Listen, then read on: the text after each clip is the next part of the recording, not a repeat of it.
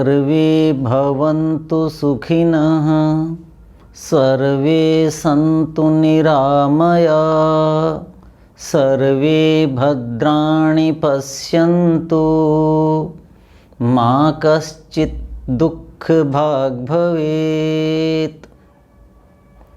सभ्य सामाजिक गण, नवरात्र की वैज्ञानिकता इस विषय पर हम विचार कर रहे हैं।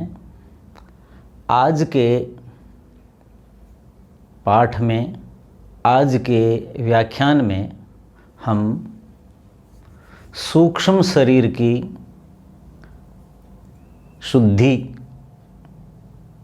पवित्रता, इस पर विचार करेंगे।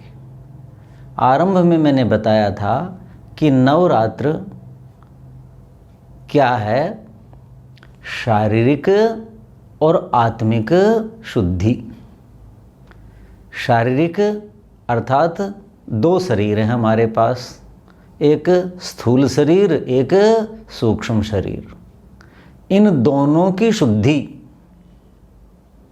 जब हो जाती है तब जो हम आराधना करते हैं, उपासना करते हैं, जो कुछ प्राप्त करना चाहते हैं उसके निकट पहुंच जाते हैं या प्राप्त भी कर लेते हैं।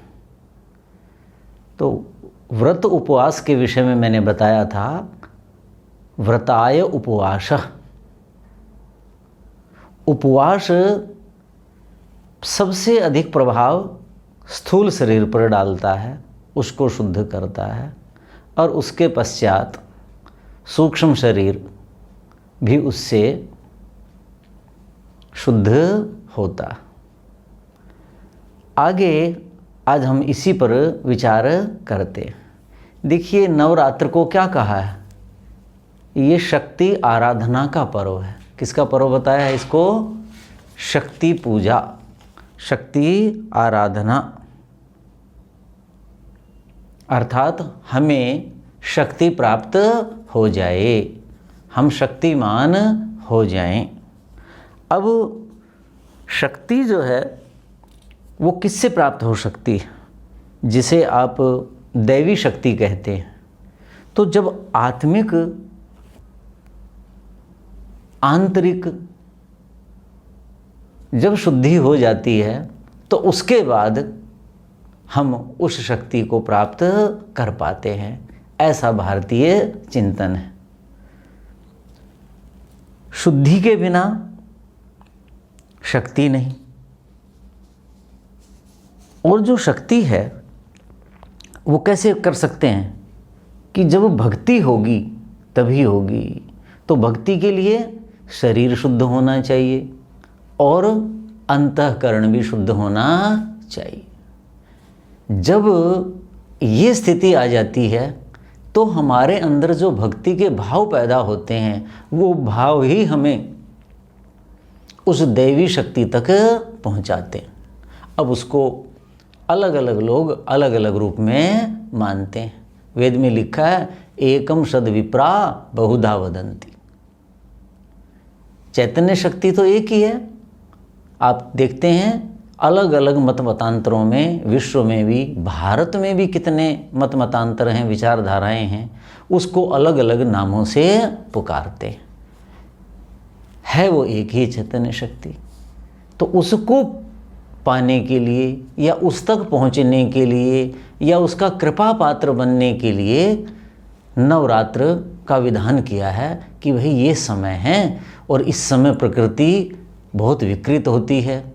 उसके प्रकोप से बचने के लिए शरीर शुद्ध करो, शरीर में भी स्थूल और सूक्ष्म शरीर दोनों शुद्ध करो, और फिर आत्मिक उन्नति होगी तो आप प्रकृति के ये जो प्रकोप हैं इसका मुकाबला कर सकते हैं। इससे आपकी आत्मिक उन्नति होगी। ये जो शक्तियों की बात की है वो हमारी आंतरिक शक्ति की बात की है। इस पर मैं आगे चर्चा करूँगा। देखिए, अब क्या है कि ये जो हम प्राप्त करना चाहते हैं दैवी शक्ति, उसकी कृपा प्राप्त करना चाहते हैं, जो शक्ति की हम आराधना करते हैं, वो आराधना का क्या हमारा मार्ग सही है कि नहीं?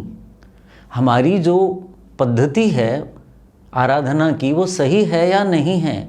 अब देख रहे हैं समाज में कि किस रूप में नवरात्र को मनाया जाता है, उस पर विचार करें। गीता में आता है गहना कर्मणो गति, कर्म का फल मिलता है, हम सब मानते हैं इस बात को। जैसा कर्म होगा वैसा फल मिलेगा। लेकिन आप विचार करें, क्या समाज में जो नवरात्र वर्तमान समय में मनाए जा रहे हैं, आपके जीवन के अनुभव में आया होगा, क्या वो जो मार्ग है, वो जो कर्म है, जो भक्ति भाव से लोग कर रहे हैं, क्या वो कर्म ऐसा है जिससे कि आप जिस शक्ति की आराधना करना चाहते हो, आपके आराध्य देव को, क्या वो आपका कर्म स्वीकार है जिससे वो आपको अनुरूप इच्छित मनोवांछित फल प्रदान करे? तो कहा कर्मणा गहनो गति, कर्मणो गहनो गति लिखा कि जो कर्म है उसकी गति बहुत गहन है। ऐसे श्री कृष्ण कहते हैं कि अर्जुन ये लोगों को समझ में नहीं आती। तो ये गीता का वाक्य मुझे बिल्कुल आज के समाज पे बिल्कुल घटित होता हुआ, चरितार्थ होता हुआ कि लोगों को कर्म की गति पता ही नहीं है, बहुत कम लोग जानते हैं। नहीं तो आज जो नवरात्र का कैसा रूप है, मैं उसको अब क्या कहूँ, मैं कहना नहीं चाहता, आप स्वयं विचार करें कि यदि इतनी सरल रीति से कर्म की गति को मनुष्य जान पाता तो आज ये दुर्वस्था न होती जिस रूप में इस पर्व को मना रहे। तो उसमें देखो आगे गीता में क्या लिखा है, कर्मणि अकर्म यो पश्येत अकर्मणि च कर्म यह स बुद्धिमान मनुष्येषु। अब आप इससे अनुमान कर सकते हैं कि मनुष्यों में बुद्धिमान कौन है। श्री कृष्ण कहते हैं अर्जुन, कर्मणि अकर्म यो पश्येत, कर्म कर रहा है मनुष्य लेकिन उसको अकर्म का ज्ञान नहीं है तो वो व्यर्थ। अर्थात जो कर्म में अकर्म को जान ले और अकर्म में कर्म को जान ले। कई बार हम कर्म मान के कर्म करते हैं लेकिन हमें पता ही नहीं चलता कि जो से मैं कर्म मान रहा था वो अकर्म था। जैसे आज के नवरात्रों में आप देखते होंगे या ज़्यादातर पर्व जो मनाए जा रहे हैं उनमें क्या स्थितियां हैं, लेकिन वर्तमान में इसी पर चिंतन करेंगे। ऐसे ही हम किसी चीज़ को अकर्म मान बैठे हैं लेकिन वो है कर्म। तो बुद्धिमान मनुष्य वो है जो संसार जिसको कर्म मान रहा है लेकिन उसको वो बोध हो जाता है कि रे ये तो कर्म है ही नहीं, ये तो अकर्म है। और संसार जिसको अकर्म मान रहा है उसको उसका बोध हो जाता है कि ये तो अकर्म नहीं है, ये तो कर्म ही है। वो व्यक्ति बुद्धिमान है संसार में, ऐसा श्री कृष्ण कहते हैं अर्जुन को। तो यही चीज़ इस समय संसार में नज़र आती है। देखो आज का जो समाज है, आप देखते हैं नवरात्र मना रहे हैं, कितनी साज सज्जा, फिर उसमें भोजन क्या बनाया जाता है, हलवा, पूड़ी, चने, और उसमें तरह तरह के विदाही पदार्थ डाले जाते हैं, यानी मसाला, और वो खिलाते हैं। आपने मेरे पहले तीनों व्याख्यानों में सुना होगा कि ये पर्व क्या है कि इस ऋतु में पित्त के कारण जठराग्नि बिल्कुल मंद हो जाती है। तो आपने तो सब्जी में मैंने क्या कहा, तोरई ही खानी, ऐसा बताया था। लौकी ही खानी है। अभी नवरात्र में बताया कि मौसमी का जूस सबसे उत्तम है, पानी है, तुरंत हजम हो जाए। केले का भी मैंने निषेध किया कि उससे भी बचें। और ऐसी स्थिति में, ऐसी प्रकृति की कोपमयी अवस्था है हमारे लिए। पित्त का प्रकोप का मतलब क्या है? पित्त तो प्रकृति का दिया हुआ है, उसका प्रकोप का मतलब प्रकृति का ही प्रकोप है। और उसमें हम क्या कर रहे हैं, आप देखो क्या खा रहे हैं। तो फिर क्या करते हैं, साज सज्जा करते हैं, श्रृंगार करते हैं, सारे बाजार सजे हुए हैं, मठ मंदिर सब सजा रखे हैं। देखो जो ज्ञान के स्रोत थे मंदिर, उनकी भी क्या स्थिति हो रखी है। क्यों? वहाँ भी उन्हीं लोगों का आधिपत्य है जो अकर्म को कर्म समझ बैठे और कर्म को अकर्म समझ बैठे। अष्टमी वाले दिन आप देखिए कैसे भोजन कराया जाएगा।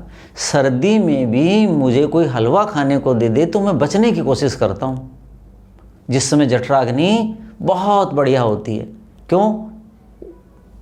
वो जो अन्न है उसके अंदर घी का प्रवेश हो रखा है, उसको पचाना, घी को अन्न से निकालेगा शरीर, फिर दोनों को अलग अलग पचाएगा, कितना कष्ट होता है उसको। और इस ऋतु में वो खाया जाएगा, लगा लीजिए फिर क्या स्थिति होगी शरीर की। तो कहाँ नवरात्र इसलिए कहे कि भाई शरीर को शुद्ध करना है। पहले व्याख्यानों में बताया जठराग्नि मंद है, उसमें विजाति द्रव, मैल, पित्त आदि बहुत संग्रहित हो गए हैं, इनसे बचो। विदाही अन्नपान का तो नाम भी नहीं लेना। और देखो वो चीज़ खाते हैं, श्रृंगार करते हैं, कितने प्रकार की साज सज्जा करते हैं। शुद्धि करनी है, साज सज्जा नहीं करनी। ये सारी चीज़ें, इनमें कितना समय खर्च होगा, कितने आपका शारीरिक श्रम लगेगा, उससे आपकी पित्त की फिर वृद्धि होगी। शरीर पहले ही क्षीण है, शरीर से और ज़्यादा कार्य ले रहे हैं, तो कितनी बड़ी हानि होगी। तो मुझे ये सारी देख करके समाज में ये लगता है कि जैसे ये बाल बुद्धि है। ये जो लोग लगे हुए इन चीज़ों में, ये बाल बुद्धि हैं। कैसे? कि जैसे कोई विद्यालय होता है, उसमें कुछ पढ़ने वाले बच्चे होते हैं और कुछ नहीं पढ़ने वाले होते हैं। पढ़ाई में उनका कक्षा में बिल्कुल मन नहीं लगता। गुरुजी वो काम चौक लाना है, लो गुरुजी मैं ले आऊँगा।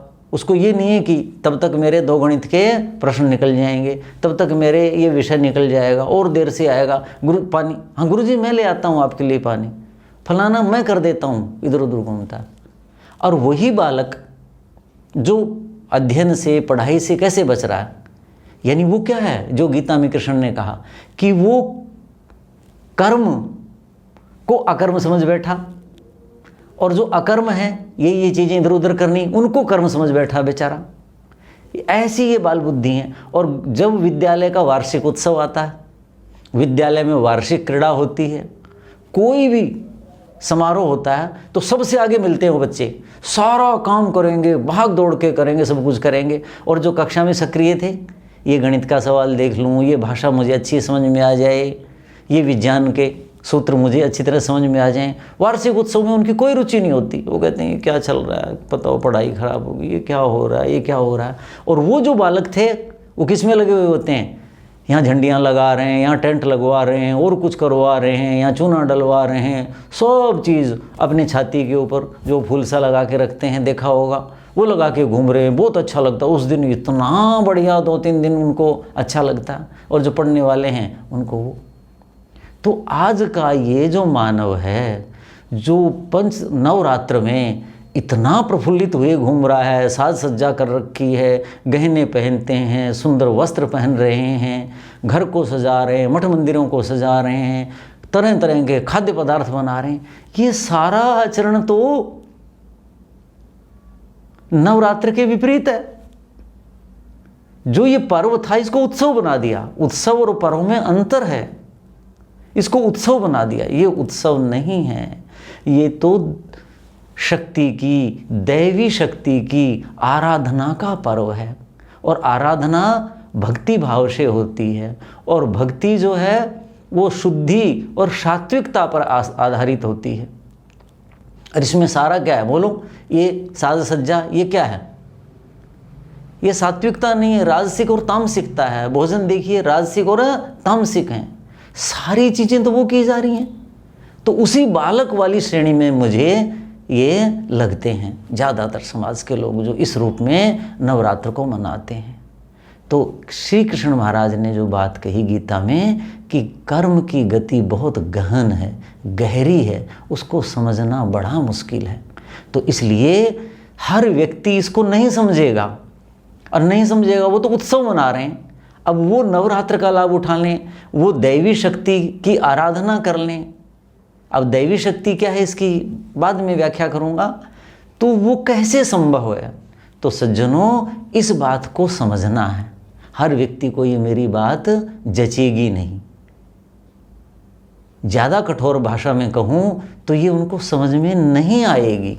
जैसे उस बालक को कितना ही अध्यापक कहे जाए, बेटे पुस्तक लाया करो, पढ़ा करो, ध्यान से रखो, तुम पढ़ते क्यों नहीं हो, तुम ध्यान क्यों नहीं देते हो, तुम्हारे लिए ज़रूरी था, चौक लाना ज़रूरी नहीं था, पानी लाना ज़रूरी नहीं था, हैं, घंटी बजानी थी, चपड़ासी चला गया, देर लगा दी, गुरुजी मैं बजा के आ जाता हूँ, सारे वो काम करता है।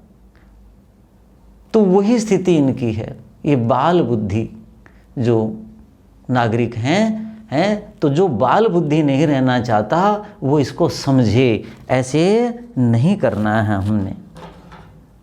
देखिए जो प्रकृति है वो क्या है, पहले भी मैंने बताया, शरद ऋतुचर्या में भी और नवरात्र में भी। आश्विन और कार्तिक, ये जो शरद ऋतु है ये प्रकृति का प्रकोप है, ये प्रकृति का विद्रूप विकराल रूप है।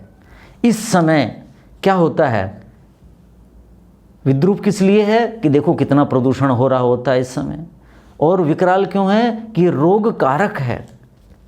तो इसलिए ऐसे में शास्त्र में जो विधान किया गया, इसीलिए तो नवरात्र का विधान किया गया। अब और चैत्र में, चैत्र के समय वो बताएंगे क्यों है। तो जो शास्त्र ने कहा है, वर्षों वर्षों वर्षों हमारे मनीषियों ने, धर्माचार्यों ने, आयुर्वेदाचार्यों ने, ज्योतिषाचार्यों ने, अध्यात्म क्षेत्र के लोगों ने प्रकृति का अध्ययन किया होगा। कितने लोग बीमार हुए होंगे, परिवारजन दुखी हुए होंगे, समाज में महामारियां आई होंगी, कितने कार्य बाधित हुए होंगे। तब जाकर के एक व्यवस्था बनाई कि भाई आश्विन में, वो भी शुक्ल पक्ष में जिसमें चंद्रमा होगा, उस समय आपने ये नवरात्र करने। तो उसमें शरीर की शुद्धि, बाह्य शरीर उस स्थूल शरीर की अलग और सूक्ष्म शरीर की अलग शुद्धि करनी है, उसके अलग उपाय हैं। तो इस रूप में आप चलना है। तो ऐसे उन्होंने कर्म और अकर्म क्या है गीता के अनुसार ये बताया है कि ये कर्म है, ये अकर्म है। कुछ तो अज्ञानवश नहीं जानते, कुछ कहते हैं जी लोग तो ऐसा ही मनाते हैं। मुझे अब लोग बोले डॉक्टर साहब हमें तो पता ही नहीं था, हम तो वही चीज़ समझते थे जो कुलीन ब्राह्मण परिवारों में जो परंपराएं चली आ रही हैं, वो भी ये कहते हैं। क्या कहते हैं कि जी हम तो पहले ऐसे करते थे, हमारे यहाँ तो ऐसे करते थे, हम तो वही कर रहे थे। तो इसको समझना होगा, ये कर्म क्या है और अकर्म क्या है। शास्त्र ने जो कहा उसको सुनना है और उसका पालन करना है। वो प्रभु सम्मित उपदेश है। राजा का जो आदेश है नहीं मानता उसको दंड मिलता। शास्त्र क्या है? हमारा राजा है, हमारा शासक है, हमारे जीवन को शासित करता है। यदि इसका हम आदेश नहीं मानेंगे तो वो शास्त्र हमें दंडित करेगा।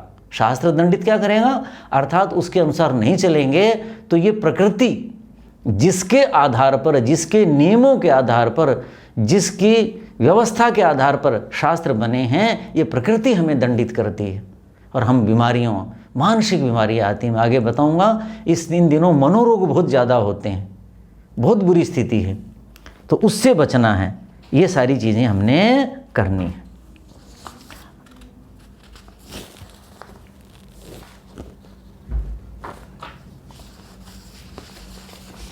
अब देखिए, अब आगे बढ़ते हैं कि कि जो व्यवस्था है उस पर कैसे चलना है हमने। अब मैं पंचरात्र की व्यवस्था पर विचार करता हूँ। देखिए, अब ये जो कर्म हैं ये कैसे हमें पीड़ित करते हैं। इस ऋतु में हमारी शारीरिक शक्ति बहुत क्षीण हो चुकी होती है, और शरीर जब क्षीण होता है तो इस शरीर में रहने वाला मन और बुद्धि वो भी बहुत क्षीण हो गए होते हैं। तो अर्थात शारीरिक, मानसिक और बौद्धिक, यानी स्थूल शरीर और सूक्ष्म शरीर दोनों की सामर्थ्य बहुत कम हो जाती है इस ऋतु में।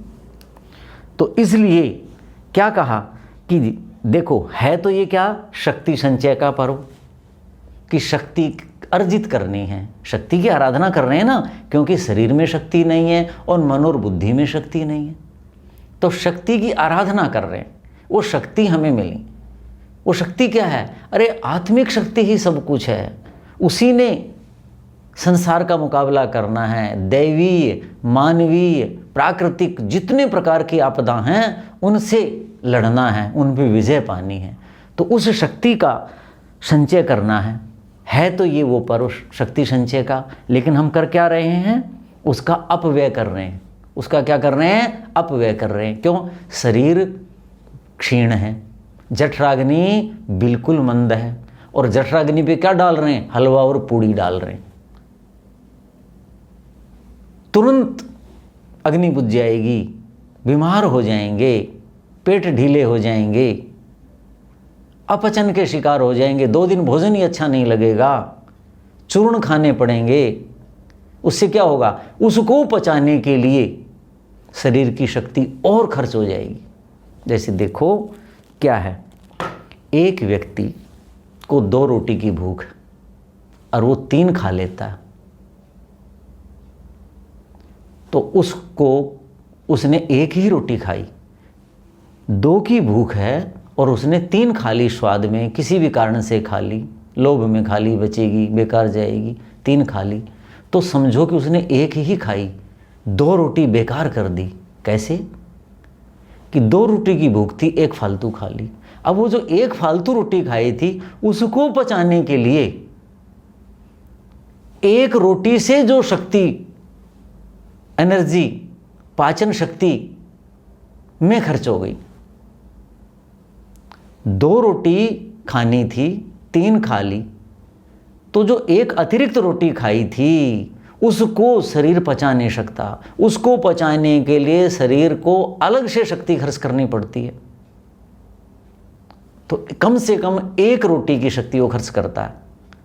तो आपको जो है बोलो को 2 रोटी का लाभ मिला और 1 खर्च कर दिया, तो आपने 1 ही तो रोटी खाई और उधर 3 का खर्चा कर दिया। यही वो स्थिति है कि आप हलवा पूड़ी बना रहे हैं, चना कितना गरिष्ठ है, कितना भारी है, युवाओं को भी नहीं पचता, और वो खिलाया जाता है घरों में, और वो भी विदाही अन्नपान डाल करके खिलाया जाता है। तो ये शक्ति का ह्रास है, क्षय है। और जबकि नवरात्र पर्व किसका है, शक्ति अर्जित करने का, शक्ति संचित करने का, शक्ति की तो उपासना है इसमें। लेकिन हम क्या कर रहे हैं, तो ये करके क्या करा, क्षते प्रहारा, पहले ही चोट लगी हुई थी उस पर और प्रहार कर दिया और चोट पड़ गई। पहले ही शरीर क्षीण था वर्षा ऋतु के कारण, शरद ऋतु के कारण, इन सब के कारण वो क्षीण था, और क्या कर दिया, और क्षीण कर दिया हमने उसको। क्यों कि अग्नि मंद थी, उसके ऊपर ज़्यादा डाल दिया। जो ज़्यादा डाला है उसको पचाने के लिए शरीर की शक्ति ही खर्च हुई। पहले ही बेचारा कमज़ोर था और क्षते प्रहार वाली बात हो गई, उस पर और चोट लगा दी। तो इस चीज़ को आपने देखना है, समझना है। अब देखो और क्या करते हैं, रात को जागरण करते, रात को क्या करते हैं, जागरण करते हैं।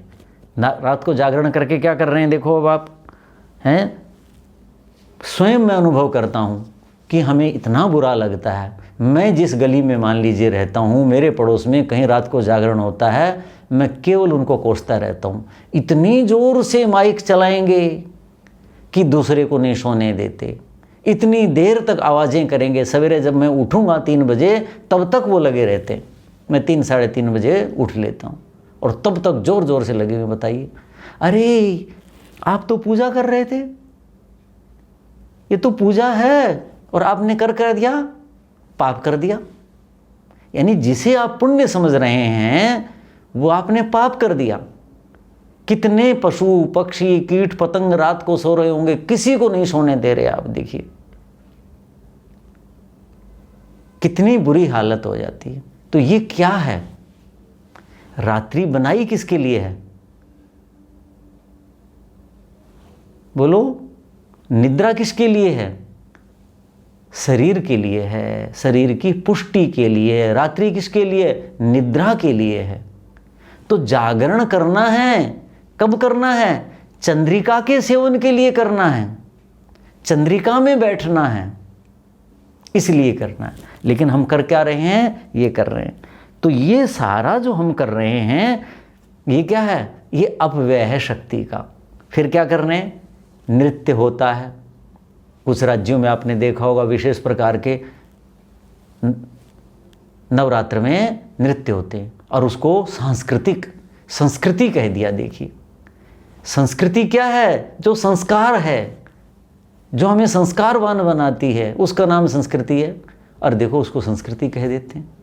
तो ये चीज़ें समझनी है कि नवरात्र में जागरण करना है, जागना है, लेकिन क्या करना है? आपने चंद्रिका में बैठना है, देर रात तक नहीं बैठना, समय पर सोना है, समय पर उठना है। तो ये जो चीज़ें हो रही हैं ये सारी क्या हैं? ये शक्ति का ह्रास कर रही हैं। ये क्या है? श्रृंगार, नृत्य, गायन, वाद्य, ये गंधर्व लीला। ये क्या है? गंधर्व लीला। क्या हमें गंधर्व बनना है? हम गंधर्व नहीं बनना चाहते, हम तो देव बनना चाहते हैं। दैवी शक्ति की आराधना के लिए है ना ये। फिर देव कैसे बनेंगे? काम तो गंधर्वों के कर रहे हैं, भोजन तो हमारा राजसी और तामसी है, और हम देव बनना चाहते हैं। तो इस बात को समझना है कि हमने ये कार्य नहीं करना। तो अब हमारा ये आज का जो व्याख्यान है इसको हम यहीं समाप्त करते हैं। आगे जो हमारी चर्या क्या होनी चाहिए नवरात्र में, इस पर विचार कर रहे हैं। तो शेष चर्या पर हम अगले व्याख्यान में विचार करेंगे। ओम शांति शांति शांति। ओम।